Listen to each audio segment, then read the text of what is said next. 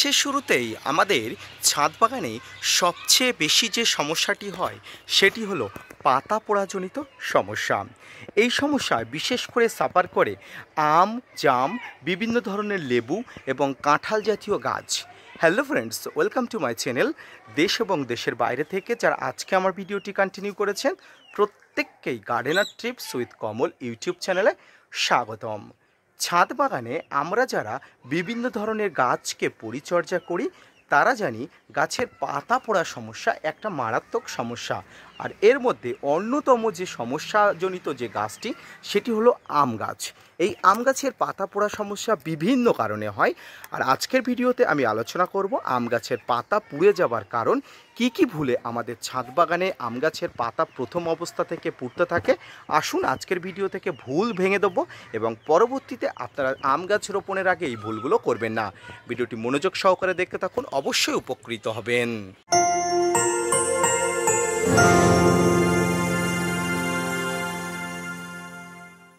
তো দর্শক বন্ধুরা, আজকের ভিডিও থেকে আমি জানাবো আম গাছের পাতা পুড়ে যাওয়ার সমস্যা। এই পাতা কেন পুড়ে যায় এটি বলার আগে আপনাদের অবশ্যই বলবো ছাদ বাগানে আম গাছের মাটি কী করে প্রস্তুত করবেন। দেখুন, আপনি যদি নতুন ছাদ বাগানি হয়ে থাকেন, আপনি যদি একদম সবেমাত্র ছাদ বাগান শুরু করছেন এরকম ছাদ বাগানি হয়ে থাকেন, তাহলে যেটা করবেন নর্মাল যে মাটি, অর্থাৎ নর্মাল যে মাটি বাগানের মাটি, সেই মাটিতেই কিন্তু গাছ রোপণ করবেন।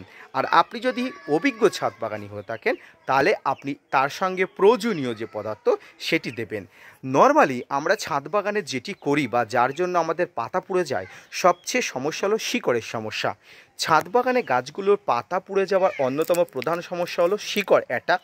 প্রথমত গাছের শিকড়ে অধিক কিন্তু জল জমার কারণে শিকড়গুলো নষ্ট হয়ে যায়, ড্যামেজ হয়ে যাওয়ার কারণে গাছের পাতা পুড়তে পারে। দ্বিতীয়ত গাছে কিন্তু অনেক ধরনের সমস্যাজনিত কারণে বা সানবার্নের কারণে পাতা পুড়তে পারে। তবে সানবার্নের কারণে পাতা পোড়া সম্পূর্ণ আলাদা। এই ধরনের পাতা পোড়া সম্পূর্ণ শিকড়ের সমস্যাজনিত কারণ, এবং গাছের মাটিতে বেশি পরিমাণ নাইট্রোজেন আধিক্য হয়ে যায়, এক কথায় নাইট্রোজেন টক্সিসিটি হয়ে যায়।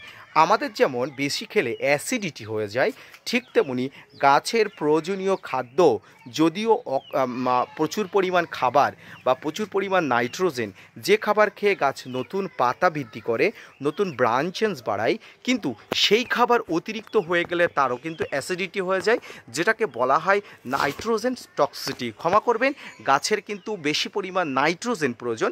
নাইট্রোজেন মাটিতে বেশি পরিমাণ হয়ে গেলে নাইট্রোজেন টক্সিসিটি হয়ে যায়, অর্থাৎ আমাদের যেমন অ্যাসিডিটি হয়, গাছেরও নাইট্রোজেনের আধিক্য হয়ে গেলে নাইট্রোজেন টক্সিসিটি হয়।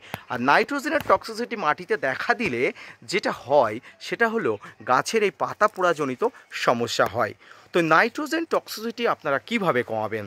দেখুন, প্রথম অবস্থায় যে কোনো সমস্যা আপনাকে সলভ করতে গেলে আগে তার কারণটা খুঁজে বার করতে হবে, অর্থাৎ আপনাকে গাছের ডাক্তার হতে হবে। প্রথম যেটা আপনাকে করতে হবে সেটা হতো আপনাকে গাছের গোড়াতে কিছু ট্রিটমেন্ট করতে হবে। তো আসুন কী ট্রিটমেন্ট করবেন বা কিভাবে গাছগুলোকে ভালো রাখবেন, যে ট্রিটমেন্টের মাধ্যমে গাছগুলো ভালো থাকবে এবারে বলে দিই। গাছ ট্রিটমেন্ট করার জন্য আপনাকে যেটা প্রয়োজন হবে সেটা হলো হাইড্রোজেন পারঅক্সাইড, যেটা বাজারে খুব কম দামে পাওয়া যায়। হাইড্রোজেন পারঅক্সাইড নেবেন, এখানে নেবেন হিউমিক অ্যাসিড, অর্থাৎ কালো সোনা নামে যেটি পরিচিত ডাস্ট হিউমিক অ্যাসিড নেবেন। এর সঙ্গে নেবেন ভালো মানের একটি ফাঙ্গিসাইড, ব্লাইটক্স বা ব্লু কপার, এই ধরনের ফাঙ্গিসাইডগুলো নেবেন।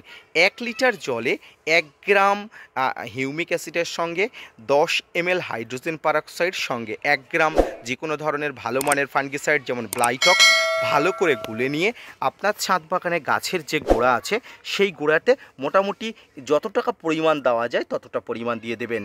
এভাবে আপনাকে 15 থেকে 1 মাস বা 1.5 মাস যাবৎ বা 45 দিন পর্যন্ত আপনাকে কন্টিনিউয়াসলি কিন্তু গাছের এই পরিচর্যাটা করে যেতে হবে।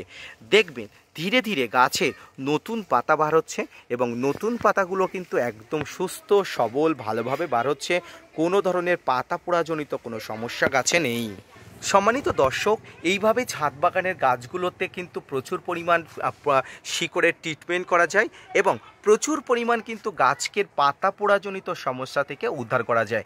দেখুন, এই গাছটি যারা বিগত দিনের আমার ভিডিওগুলো দেখেছিলেন জর্জরিত ছিল, এক কথায় জর্জরিত বলবো, প্রচুর পরিমাণ গাছের পাতা পোড়া ছিল। সেই পাতা পোড়াজনিত সমস্যা আমি একদম ঠিক করে ফেলেছি, একদম ঠিক হয়ে গেছে। আপনারা দেখতে পাচ্ছেন প্রচুর পরিমাণ ভালো ছিল, খুব ভালো অবস্থায় আছে এখন।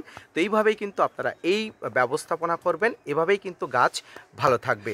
সম্মানীয় দর্শক বন্ধুরা, ছাদ বাগানকে আরও যেটি করতে হবে সেটি হলো গাছের মাটিতে নাইট্রোজেনের আধিক্য যেন না থাকে। এক কথায় যেটা আমি প্রথমেই বললাম, নাইট্রোজেন টক্সিসিটি, অর্থাৎ নাইট্রোজেনের আধিক্য বেশি। কেমন করে নাইট্রোজেন কম করবেন? দেখুন, আমরা যখন ছাদ বাগানের মাটি তৈরি করি, এখানে আমরা বিভিন্ন ধরনের খাবার দিই, তবে এই 3 খাবার অর্থাৎ খোল জাতীয় 3 খাবার, সর্ষের খোল, নিম খোল, বাদাম খোল, এই 3টি খাবার আমরা একদম এড়িয়ে যাব। এই 3 ধরনের খাবার আমরা গাছের গোড়াতে দেবই না। কোনোভাবেই গাছে খোল জাতীয় কোনো পদার্থ দিলে এই 3 খোলে কিন্তু প্রচুর নাইট্রোজেন থাকে, অন্য অন্য পদার্থেও নাইট্রোজেন থাকে, তবুও 3 খোল, সর্ষের খোল, বাদাম খোল, নিম খোল, এই 3 খোল গাছে একদম না দিলে দেখবেন আপনার গাছ শতভাগ কিন্তু পাতা পোড়াজনিত সমস্যা হবে না।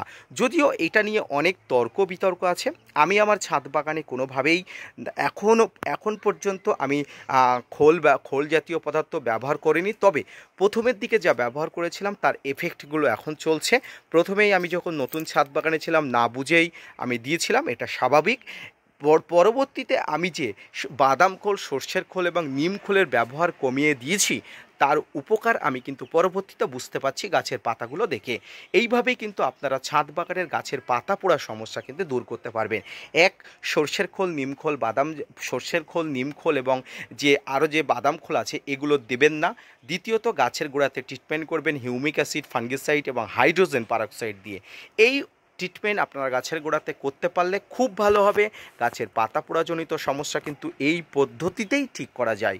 সম্মানীয় দর্শক, এইভাবেই কিন্তু গাছের পাতা পোড়াজনিত সমস্যা দূর করা যায়। এর কিন্তু বাড়তি কোনো রকম উপকরণ নেই।